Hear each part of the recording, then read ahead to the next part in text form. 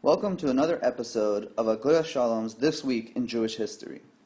Today, I'd like to take us across the Atlantic to France and talk about the emancipation of the Jews there, as this week, in the year 1791, all the Jews of France were finally granted full rights as French citizens.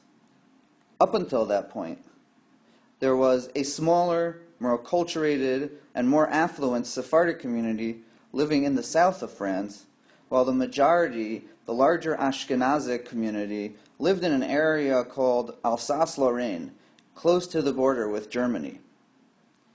And at that time, no Jews were allowed to reside in Paris.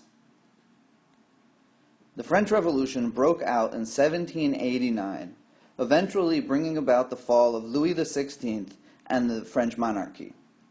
The French adopted the Declaration of the Rights of Man and Citizen, essentially granting basic rights to all Frenchmen, but not so fans. The French debated whether these rights should extend to its Jewish community, or did the particulars of the Jewish faith preclude them from becoming loyal citizens. Eventually, the decision was made to grant the Jews of France all their rights, and in 1790, the Sephardic Jews in southern France were emancipated, and a year later in 1791, the rest of the Jews were given their rights. And now, everyone could enjoy the fundamental benefits of the revolution: liberty, equality, and fraternity. But with the rise of Napoleon as ruler of France, he was not yet sure that the Jews were ready to become citizens. And so, in 1806, Napoleon convened what he called the Assembly of Jewish Notables, followed by what he called a Sanhedrin, a gathering of prominent Jews from all over France to discuss and answer a list of questions that were posed to them.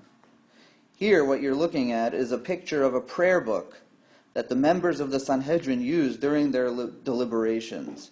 You can see the word Sanhedrin, convened by Napoleon, taking place in Paris.